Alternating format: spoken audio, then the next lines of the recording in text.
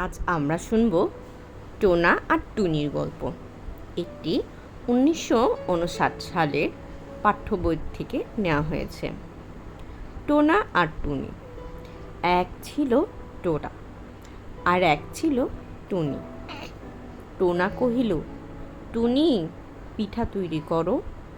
টুনি কহিল, চাউল আনো, গুড় আনো, তৈল আনো, কাঠ আনো, আগুন আনো, তবেই তো পিঠা তৈরি করিব। টোনা হাট হইতে চাউল আনিল, গুড় ও তৈল আনিল, বন হইতে কাঠ আনিল, পাশের বাড়ি হইতে আগুন আনিল।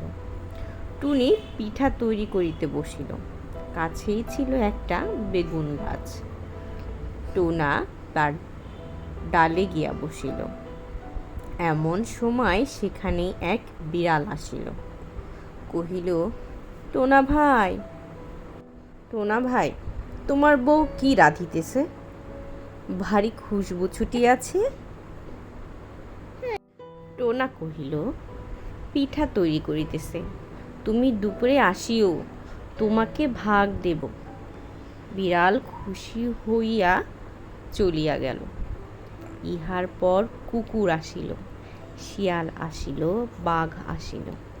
সকলকেই টোনা ওই কথা বলিয়া বিদায় করিল।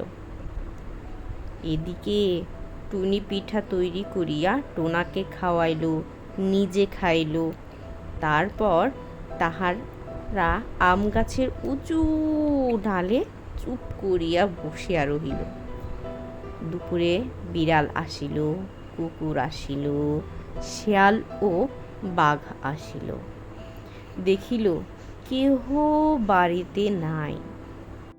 তাহারা টোনার চালাকি বুঝিতে পারিল। তখন আর কি করে, বোকা বনিয়া ফিরিয়া গেল। টোনা আর টুনি ডাকিয়া কহিল, টুন টুন টুন।